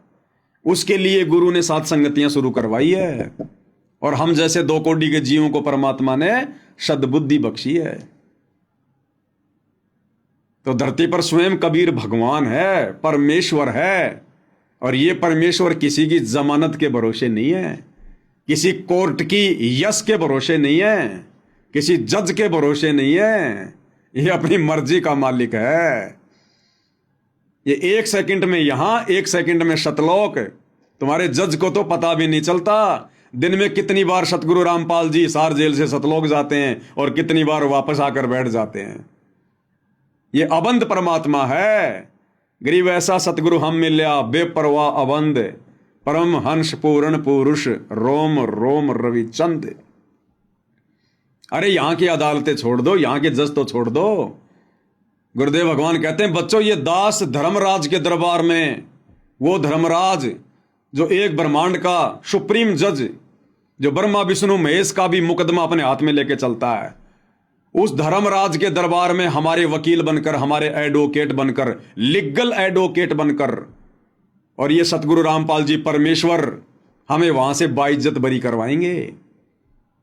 फिर इनको भला यहां कौन सा जज बांध के रख सकता है? कौन सी जेल बांध के रख सकती है? अपनी मर्जी के मालिक हैं। अपनी मर्जी से गए, अपनी मर्जी से जज की वो कलम चलवाई, और जिस दिन बाहर आना होगा अपनी मर्जी से जज की कलम चलवाएंगे। तो ये परमेश्वर तो हम सबका लीगल एडवाइजर है। नहीं पता तो सुन लो भाई। न किसी का कर्ज ले रखा हो, और वो कहेगा भाई तुझे जब छोड़ूंगा तो मेरा कर्ज दे देगा, तो हम इसका कर्ज दे देंगे, छोड़ेगा, छोड़ना पड़ेगा इसको। तो स्वयं भी अपना वायदा करता है। तो इसके सत्र की जो भक्ति है, हम त्रिकुटी पर जाकर परमात्मा आपके साथ होगा इस दास के रूप में। क्या कह रहे हैं कि परमात्मा आपके साथ होगा त्रिकुटी पर, धर्मराज के दरबार में, इस दास के रूप में, यानी गुरुदेव कह रहे हैं मेरे रूप में। तो आज क्या गारंटी है कि गुरुदेव के रूप में परमात्मा नहीं होंगे? अरे त्रिकुटी पर क्या पता चलेगा कि गुरु जी के रूप में परमात्मा है? जब वहां पता नहीं चलेगा हमें, तो वर्तमान में भी क्या पता भाई? परमात्मा ही हमारे गुरु जी के रूप में। फिर हम ये बात क्यों नहीं स्वीकार कर रहे भाई? त्रिकुटी पर कौन सा हमारी आंखों के सामने गुरु जी में कबीर जी घुसेंगे? तो वर्तमान में फिर हम ये विश्वास क्यों नहीं कर रहे कि वर्तमान में भी तो हमारे गुरु जी के रूप में कबीर भगवान है?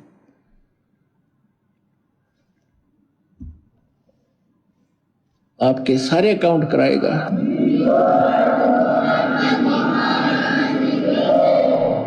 और वहां पर आपके एडवोकेट का काम करेगा परमात्मा इस दास के रूप में। और ये सारे मंत्र बोल बोल सुनाओगा वहां जाकर धर्मराज के दरबार में कि लो जी आपके विधान में है सर्वधर्मान परित्यज्यमाम एकम शरणम व्रज, उसके 70 की ये पूंजी पकड़ो। फिर वो बोलते नहीं, उनको वो विवश होकर के वह पूंजी जमा करनी पड़ती है, क्योंकि लीगल एडवाइजर साथ होता है, वो होता है भगवान खुद ही, और उनको मालूम हो जाता है।